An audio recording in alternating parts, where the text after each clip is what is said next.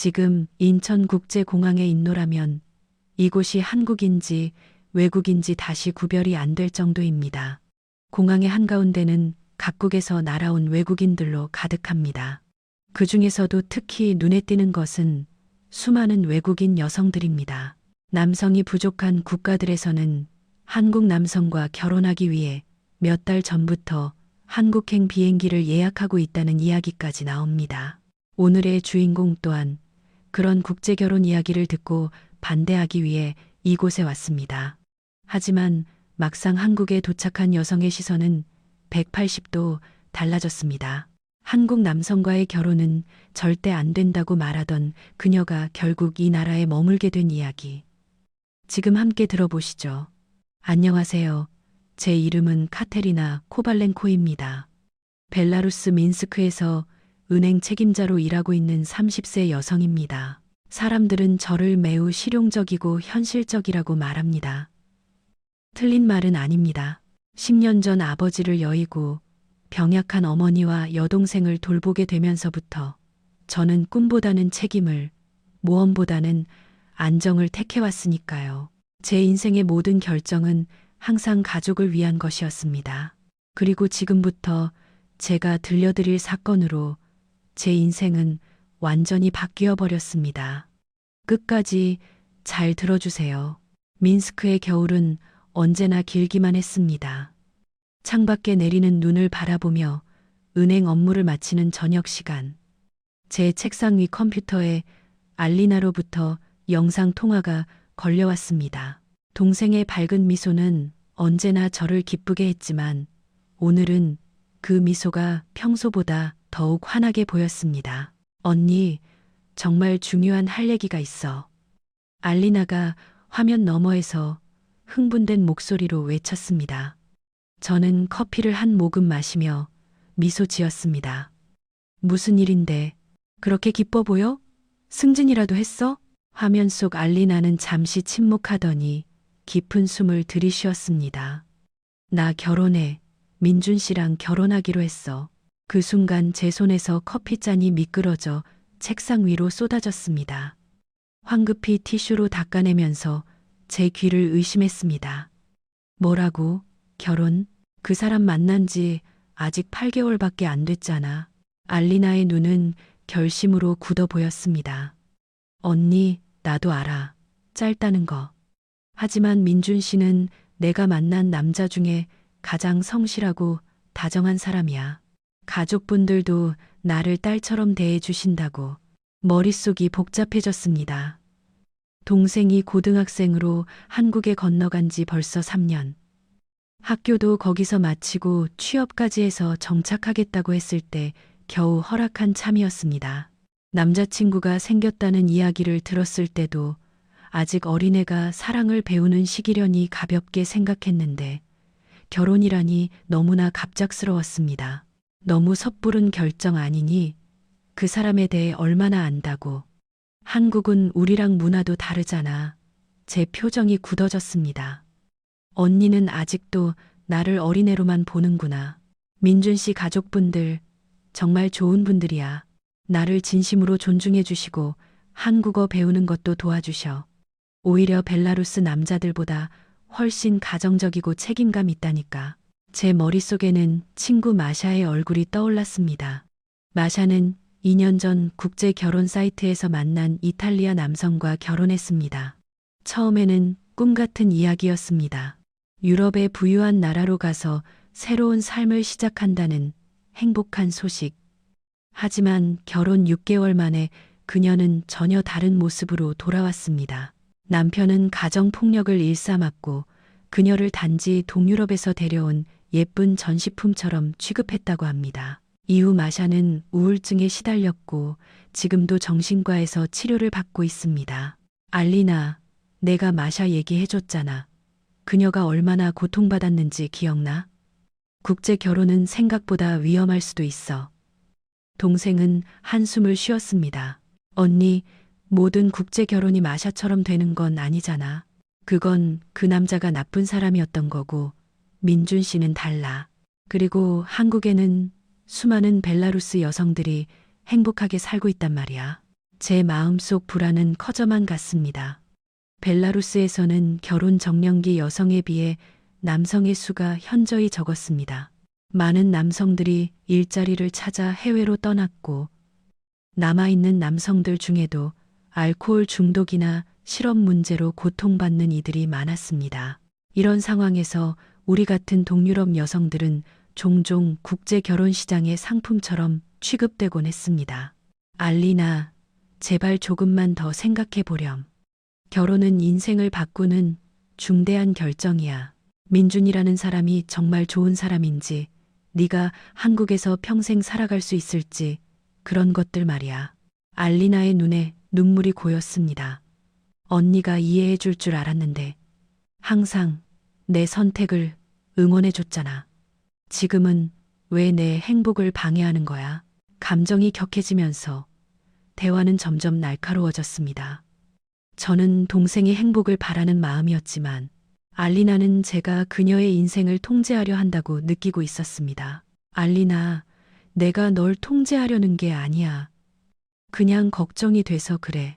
우리나라에서 얼마나 많은 여자들이 더 나은 삶을 찾아 외국으로 갔다가 상처받고 돌아오는지 봐왔잖아. 언니, 상황이 전혀 다르다니까. 그리고 민준 씨는 그런 사람 아니야. 왜 나를 믿어주지 않는 거야? 격한 논쟁 끝에 알리나는 끝내 눈물을 흘리며 통화를 끊어버렸습니다. 저는 깊은 한숨을 쉬며 머리를 감쌌습니다. 그렇게 강경한 태도가 제가 할 수 있는 최선이었을까요? 동생은 언제나 제 버팀목이었고 제가 지켜야 할 소중한 존재였습니다. 그날 밤 집에 돌아와 저녁 식사를 준비하던 중 어머니의 방에서 비명 소리가 들렸습니다. 달려가 보니 어머니가 가슴을 부여잡고 바닥에 쓰러져 계셨습니다. 심장마비였습니다. 구급차를 부르고 병원으로 향하는 그 시간이 제 인생에서 가장 길고 두려운 시간으로 느껴졌습니다. 다행히 병원에 도착한 후 어머니의 상태는 안정을 찾았습니다. 하얀 병실에서 산소 마스크를 쓴 어머니의 모습은 제 가슴을 찢어 놓았습니다. 아버지가 돌아가신 후 10년 동안 저와 알리나는 어머니를 위해 살아왔습니다. 저는 대학 진학의 꿈을 포기하고 은행에 취직했고 알리나의 교육을 위해 매일 밤낮으로 일했습니다. 간호사가 나가고 병실에 둘만 남았을 때 어머니가 약한 목소리로 말했습니다. 카테리나, 너희 둘이 다투는 소리를 듣고 너무 가슴이 아팠단다. 충격을 받았습니다. 엄마, 제 잘못이에요. 제가 엄마를 이렇게. 어머니는 천천히 고개를 저었습니다. 아니, 내 탓이야. 내가 너희에게 너무 많은 짐을 지웠어. 특히 너에게는 가장의 역할까지 하게 만들었으니까. 눈물이 제 뺨을 타고 흘러내렸습니다. 엄마, 그런 말 마세요. 저는 우리 가족을 위해 할 수 있는 일을 했을 뿐이에요. 어머니의 가느다란 손이 제 손을 꼭 잡았습니다. 카테리나, 알리나 결혼 이야기 나도 들었단다. 네가 걱정하는 이유는 알아. 하지만 때로는 직접 보고 판단하는 게 더 나을 때도 있단다. 어머니의 말씀에 저는 깊은 생각에 잠겼습니다. 동생에 대한 사랑과 보호 본능이 오히려 그녀의 행복을 가로막고 있는 것은 아닐까. 그리고 전화로 들은 이야기만으로 판단하기에 한국은 너무나 먼 나라였습니다. 어쩌면 내가 직접 가봐야 하는 걸지도 모른다. 어머니의 눈이 조금 밝아졌습니다. 그게 좋겠구나. 항상 여기서 우리를 위해 희생해왔으니 이번에는 동생을 위해 그리고 너 자신을 위해 새로운 경험을 해보는 게 어떻겠니? 병원에서 이틀을 더 보낸 후 어머니의 상태는 안정되었습니다. 집으로 모시고 와 요양을 시작했고 저는 은행에 휴가를 신청했습니다. 직장 동료인 마리나가 제가 없는 동안 어머니를 돌봐주기로 했습니다. 12년 만에 처음으로 가족 곁을 떠나는 것이었습니다. 한국행 비행기에 오르기 전날 밤 알리나에게 짧은 메시지를 보냈습니다. 곧 인천공항에 도착해 직접 만나서 이야기하자. 미안해. 동생에게서는 곧 기쁨에 찬 답장이 돌아왔습니다. 하지만 저는 여전히 불안했습니다. 제가 가장 두려워하는 것은 동생이 속고 있는 것이라면 어떻게 그녀를 구해야 하는가 하는 것. 그리고 만약 정말 행복한 관계라면 제가 그동안 얼마나 좁은 시야로 세상을 봐왔는지를 인정해야 한다는 사실이었습니다. 비행기에 오르며 가슴속에는 불안감과 동생을 구해야 한다는 사명감, 그리고 아주 약간의 새로운 세상에 대한 호기심이 뒤섞여 있었습니다. 창밖으로 점점 작아지는 민스크의 모습을 바라보며 어쩌면 이 여행이 동생뿐만 아니라 나 자신에게도 무언가를 가르쳐 줄지도 모른다는 그런 예감이 들었습니다. 12시간의 긴 비행 끝에 저는 마침내 인천국제공항에 발을 디뎠습니다. 낯선 한글 간판과 바쁘게 오가는 사람들 사이에서 저는 깊은 숨을 들이쉬었습니다. 이제 진짜 여행이 시작된 것입니다. 인천국제공항은 제가 상상했던 것보다 훨씬 넓고 깨끗했습니다. 긴 비행으로 지쳐 있었지만 공항의 질서 정연한 모습과 효율적인 시스템에 저는 절로 감탄했습니다. 입국 심사대에서 여권을 내밀자 직원은 영어로 간단한 질문을 던졌고 모든 절차가 놀랍도록 빠르게 진행되었습니다. 정말 다른 세상이구나. 저는 중얼거리며 공항철도 입구를 찾았습니다. 알리나는 오늘 중요한 회의가 있어 직접 마중을 나오지 못한다고 했습니다. 대신 자세한 길 안내와 함께 팀원이라는 카드를 사는 법을 알려주었습니다. 모든 대중교통을 이용할 수 있다는 설명에 처음에는 반신반의했습니다. 공항철도를 타고 서울 도심으로 향하는 동안 창밖으로 보이는 풍경은 저의 고정관념을 하나씩 깨뜨렸습니다. 고층 빌딩이 빽빽하게 들어선 도시의 스카이라인, 그 사이로 보이는 푸른 공원, 그리고 햇빛에 반짝이는 한강의 물결까지 모든 것이 현대적이고 세련되게 보였습니다. 서울역에 도착해 지하철로 환승하는 과정도 놀라움의 연속이었습니다. 모든 안내판에는 한국어와 함께 영어, 중국어, 일본어 번역이 병기되어 있었고 역 곳곳에 설치된 디지털 안내 시스템은 다음 열차의 도착 시각을 실시간으로 알려주고 있었습니다. 벨라루스 민스크에서는 상상도 할 수 없는 광경이었습니다. 알리나가 사는 강남으로 가기 위해 지하철 2호선에 올라탔습니다. 출근 시간이 지난 후라 비교적 여유가 있었지만 그럼에도 많은 사람들이 스마트폰을 들여다보며 조용히 앉아 있었습니다. 모두가 각자의 공간을 존중하는 듯한 그 분위기가 낯설면서도 편안하게 느껴졌습니다. 그때였습니다. 강남역에서 술에 취한 중년 남성이 비틀거리며 제 앞에 앉았습니다. 강한 술 냄새가 코를 찔렀고 그의 흐리멍덩한 시선이 저를 향했습니다. 갑자기 그가 서툰 영어로 말을 걸어왔습니다. 외국인이네. 어디서 왔어? 러시아, 우크라이나. 저는 불쾌감을 감추며 벨라루스예요. 라고 짧게 대답했습니다. 대화를 최소한으로 하고 싶었기 때문입니다. 하지만 그 남자는 계속해서 말을 걸며 점점 더 가까이 다가왔습니다. 벨라루스 미인 많기로 유명하지. 당신도 정말 예쁘네. 한국에는 뭐하러 왔어? 남자친구는 있고 공포감이 밀려왔습니다. 낯선 나라에서 이런 상황에 어떻게 대처해야 할지 알 수 없었습니다. 다른 승객들은 상황을 눈치챘는지 불쾌한 표정을 짓고 있었지만 직접 개입하지는 않았습니다. 저는 자리를 옮기려 했지만 그 남성이 제 팔을 붙잡았습니다. 어딜 가? 같이 이야기 좀 하자. 한 잔 어때? 그 순간 차량의 끝에서 영무원으로 보이는 제복을 입은 직원이 빠르게 다가왔습니다. 놀라운 것은 제가 도움을 요청하지도 않았는데 상황을 감지하고 찾아왔다는 점이었습니다. 손님, 다른 승객에게 불편을 주고 계십니다. 자리로 돌아가 주시겠습니까? 영무원이 단호하면서도 정중하게 말했습니다. 취객은 오히려 더 흥분하기 시작했습니다. 뭐야? 나는 그냥 외국인 친구랑 이야기하는 것뿐이라고. 상황이 악화되자 영무원은 무전기로 무언가를 신속하게 보고했습니다.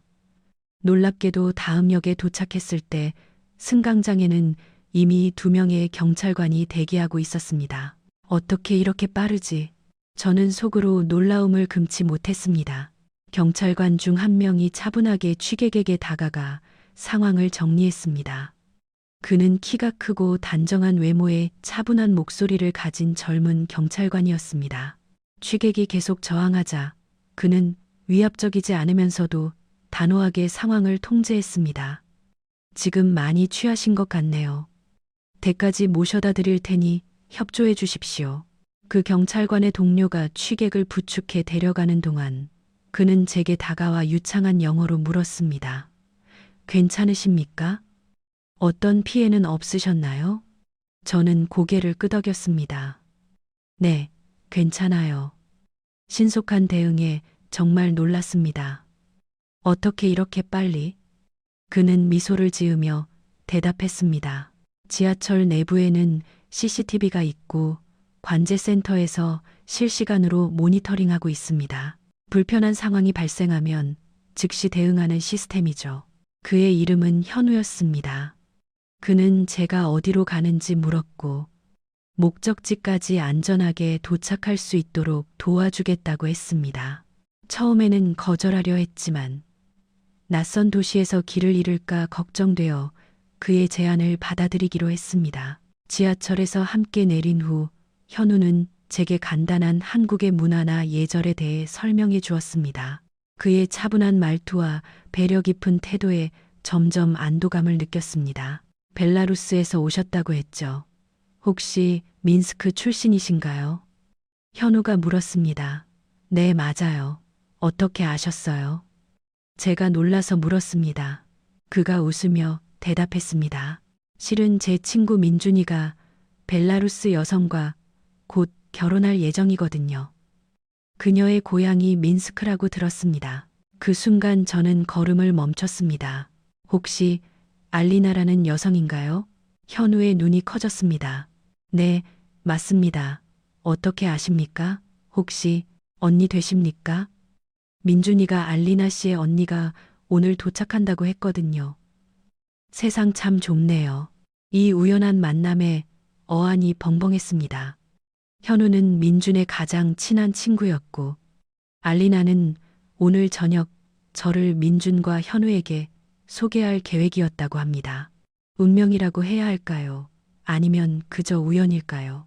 현우의 안내로 알리나의 아파트에 도착하자 동생은 이미 집에 돌아와 있었습니다. 저를 보자마자 달려와 꼭 껴안아 주었습니다. 그리고 현우와 저의 만남에 대해 듣고는 믿을 수 없다는 표정을 지었습니다. 거짓말. 언니, 어떻게 이런 일이. 내가 소개해 주려고 했는데 이렇게 먼저 만나다니. 알리나의 목소리에는 기쁨과 놀라움이 가득했습니다. 잠시 후 민준이 도착했습니다.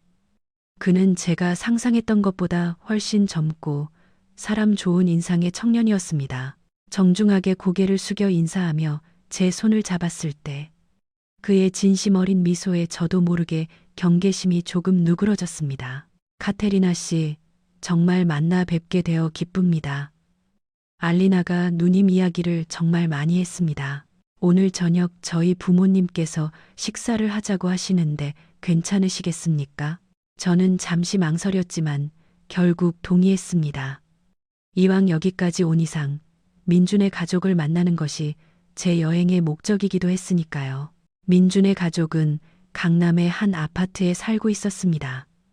현관문을 열자마자 따뜻한 환대와 맛있는 음식 냄새가 저를 맞았습니다.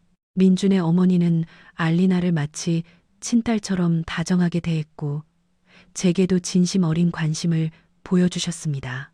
식탁에는 갈비찜, 잡채, 각종 김치, 된장찌개 등 다양한 전통 한국 음식이 가득했습니다. 처음 보는 음식들이었지만 하나씩 맛보며 새로운 맛의 세계에 빠져들었습니다. 특히 민준의 어머니가 직접 담갔다는 김치 맛은 놀라움 그 자체였습니다. 저녁 식사 도중 민준의 아버지가 조심스럽게 입을 열었습니다. 카테리나 씨, 걱정스러운 마음으로 오셨을 겁니다. 저희는 알리나를 진심으로 가족이라 생각하고 있습니다. 민준이도 책임감 있는 아이니 믿어주셨으면 합니다. 그 말에 저는 잠시 숟가락을 놓고 그들의 얼굴을 한 명 한 명 바라보았습니다. 거짓이나 가식이 아닌 진심이 느껴졌습니다. 마음 한구석에 있던 의심이 조금씩 녹아내리는 듯한 기분이었습니다. 식사 후 우리는 근처 한강공원으로 산책을 나갔습니다. 밤 10시가 넘은 시간이었지만 공원에는 여전히 많은 사람들이 운동을 하거나 담소를 나누고 있었습니다. 이렇게 늦은 시간에도 여성 혼자 걷고 있는 모습이 특히 인상적이었습니다. 벨라루스에서는 이 시간에 여자가 혼자 돌아다니는 건 위험해요. 제가 말했습니다. 민준이 고개를 끄덕였습니다. 한국도 완벽하진 않지만 치안은 세계적으로 안전한 편이에요. 특히 서울은요. 밤하늘 아래 반짝이는 한강의 야경을 바라보며 저는 점점 더 혼란스러워졌습니다. 이곳은 제가 예상했던 곳과 전혀 달랐습니다. 효율적인 대중교통, 깨끗한 거리, 안전한 환경, 그리고 무엇보다 알리나를 진심으로 아껴주는 민준과 그의 가족. 하지만 아직 한 가지 의문이 남아 있었습니다. 정말로 동생을 이 낯선 나라에 영원히 두고 가야 한다는 생각에 마음 한구석이 저려왔습니다. 벨라루스의 어머니, 우리의 고향, 그리고 알리나와 함께했던 모든 추억, 그 모든 것을 뒤로하고 새로운 삶을 시작하는 것은 쉬운 결정이 아니었습니다. 호텔로 돌아가는 길, 근무를 마친 현우가 저를 찾아와 함께 길을 걸어주었습니다. 그는 마치 오랜 친구처럼 편안하게 이야기를 건넸습니다. 첫인상과는 다르게 한국이 마음에 드셨나요? 그가 물었습니다. 저는 솔직하게 대답했습니다.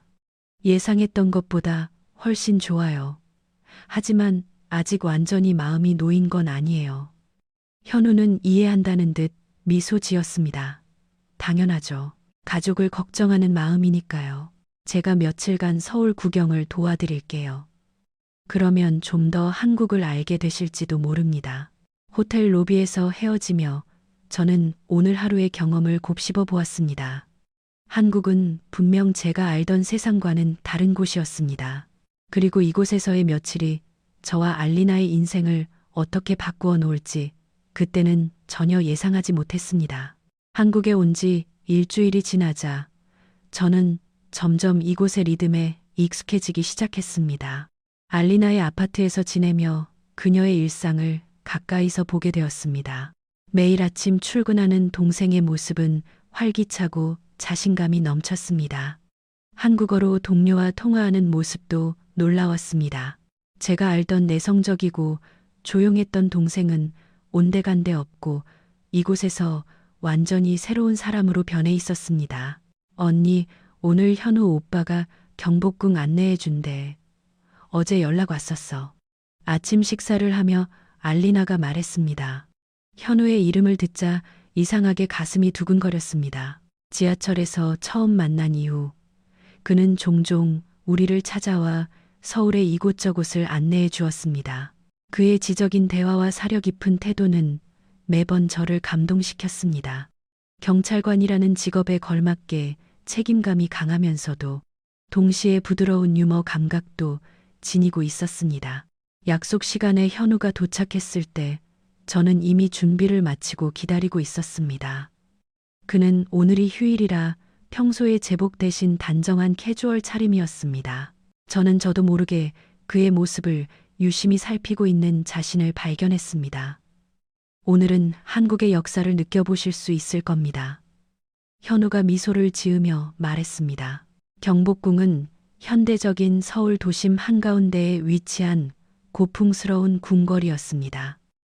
형형색색의 단청과 정교한 목조 건축물들이 도시의 고층 빌딩과 묘한 대비를 이루었습니다. 현우는 궁궐의 역사와 조선 왕조에 대해 자세히 설명해 주었습니다. 이곳은 조선시대의 법궁이었습니다.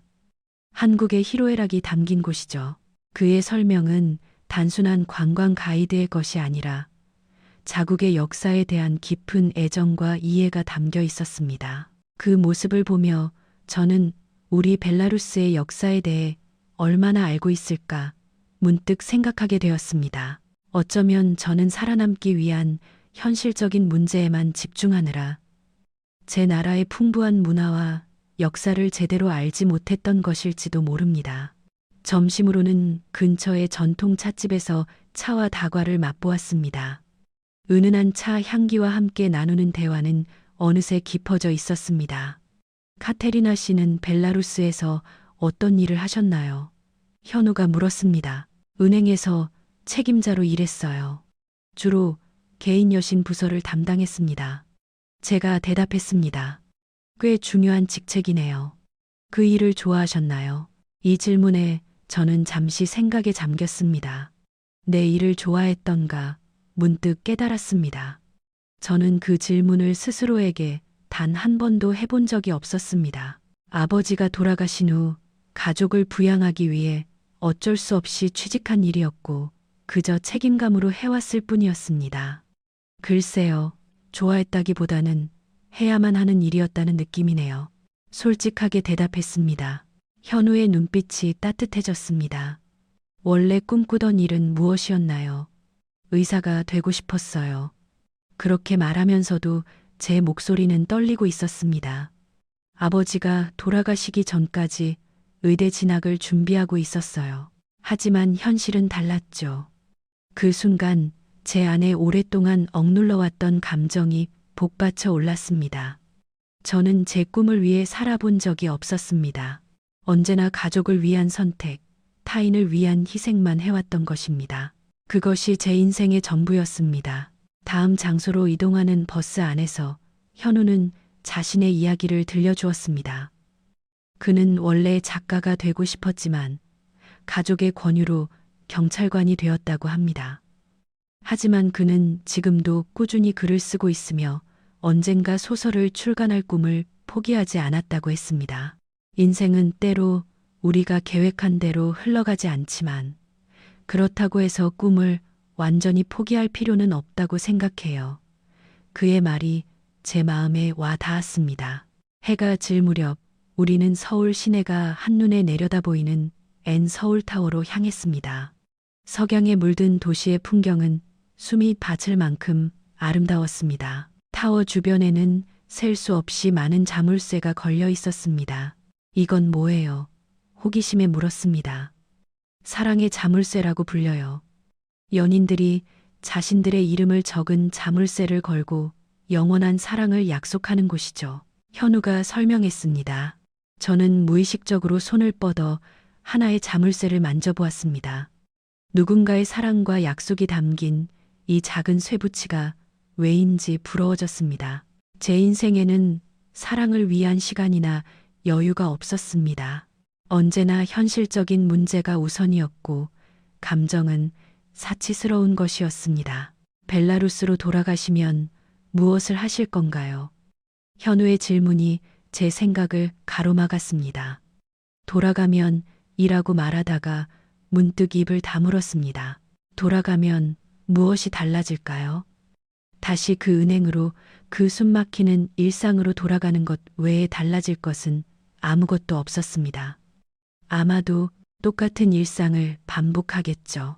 타워에서 내려와 우리는 근처 카페에 들렀습니다. 테이블에 앉아 커피를 마시는데 현우의 표정이 갑자기 진지해졌습니다. 카테리나 씨, 실은 처음 뵈었을 때부터 당신에게 끌렸습니다. 예상치 못한 고백에 심장이 빠르게 뛰기 시작했습니다. 현우의 말은 계속되었습니다.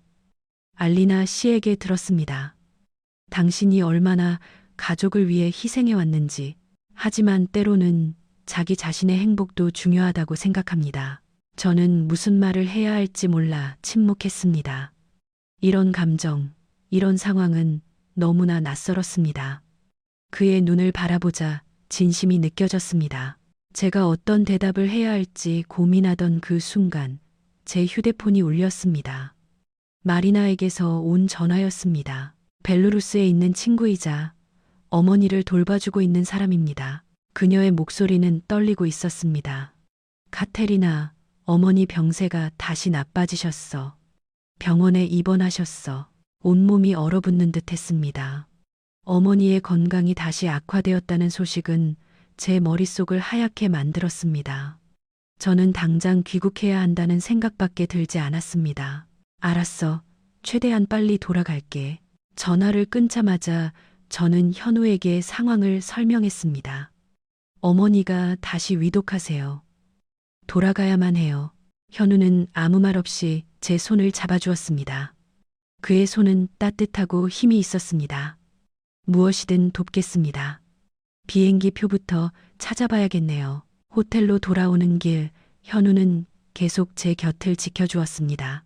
알리나에게 상황을 설명하고 비행기 표를 예매하는 과정에서도 그는 큰 힘이 되어 주었습니다. 그의 침착함과 실질적인 도움이 제가 무너지지 않도록 지탱해 주었습니다. 그날 밤 로비에서 헤어질 때 현우는 진지한 표정으로 말했습니다.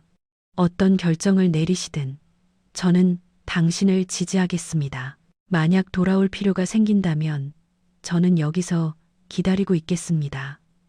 그의 말에 눈물이 쏟아졌습니다. 벨라루스에서는 단 한 번도 경험해보지 못한 감정이었습니다.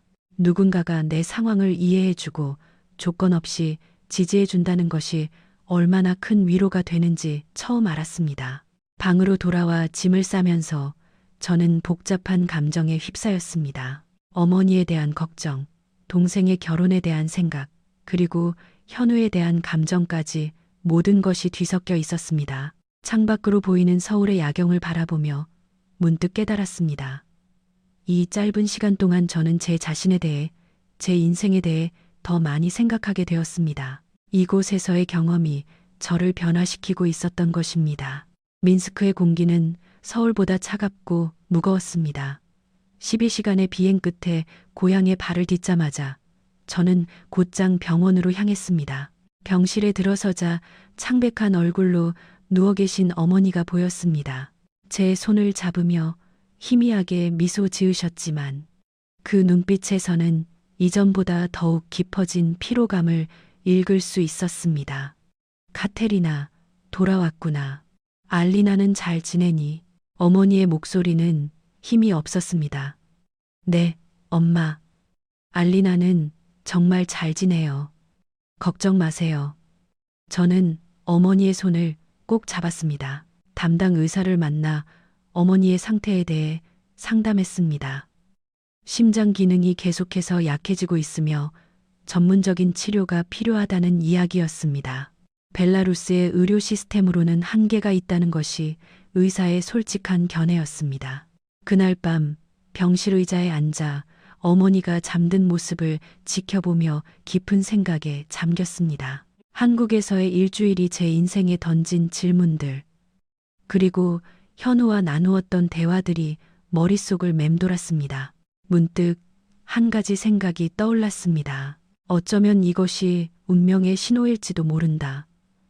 어머니의 치료를 위해, 그리고 나 자신의 새로운 삶을 위해 한국으로 이주하는 것. 다음 날 아침, 어머니의 상태가 조금 호전되어 퇴원이 결정되었습니다. 집으로 돌아와 저는 용기를 내어 제 생각을 어머니께 조심스럽게 털어놓았습니다. 엄마, 한국에 대해 드릴 말씀이 있어요. 저는 침대에 앉아 계신 어머니 곁에 걸터 앉았습니다. 한국은 제가 상상했던 곳과 전혀 달랐어요.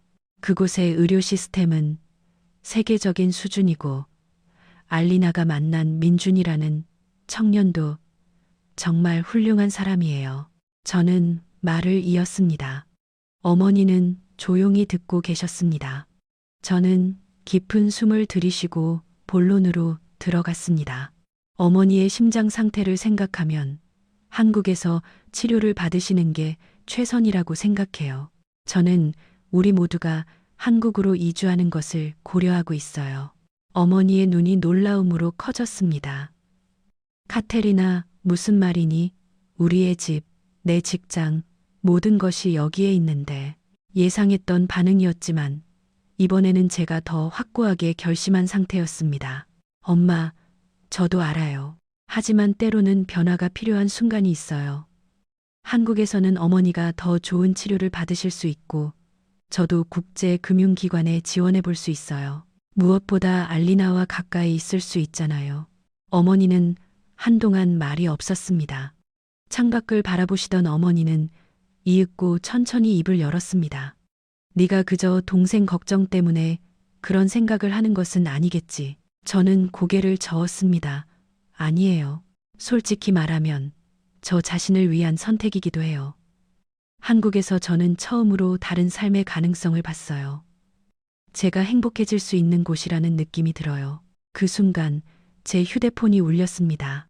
현우에게서 온 메시지였습니다. 어머니의 건강을 염려하는 따뜻한 인사와 함께 서울의 한 국제 금융기관에서 외국인 인재를 모집하고 있다는 정보가 담겨 있었습니다. 그는 제 이력서를 추천해 줄 수 있다고 했습니다. 이 우연한 타이밍에 저는 운명을 느꼈습니다. 어머니께 메시지 내용을 보여드리며 설명했습니다. 제게 새로운 기회가 생길지도 몰라요. 일단 시험 삼아 가보고 어머니 치료 경과를 지켜볼 수도 있어요. 다음 날부터 저는 구체적인 계획을 세우기 시작했습니다. 현우와 알리나의 도움으로 한국의 의료 시스템과 외국인 거주에 관한 정보를 수집했습니다. 특히 국제 환자를 위한 의료 프로그램과 장기 체류 비자에 관한 자료를 꼼꼼히 살폈습니다. 일주일이 지나자 어머니의 태도에 변화가 생겼습니다.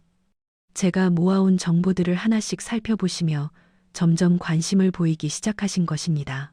이 병원은 심장질환 치료로 세계적으로 유명하다는구나. 어머니가 병원 팸플릿을 보며 중얼거리셨습니다. 한국에서 가져온 인삼차를 마시며 어머니와 저는 밤늦도록 대화를 나누었습니다. 어머니의 고민은 단지 익숙한 환경을 떠나는 두려움뿐만이 아니었습니다. 제가 제 인생을 살지 못하고 또다시 가족을 위해 희생하는 것이 아닌가 하는 걱정이셨던 겁니다. 카테리나, 나 때문에 또 네 인생을 포기하는 것은 아니겠지? 어머니가 물으셨습니다. 저는 진심을 담아 대답했습니다. 이번에는 달라요. 이건 제 인생을 포기하는 것이 아니라 새로운 인생을 선택하는 거예요. 그리고 어쩌면 제게 소중한 사람도 그곳에 있을지 몰라요.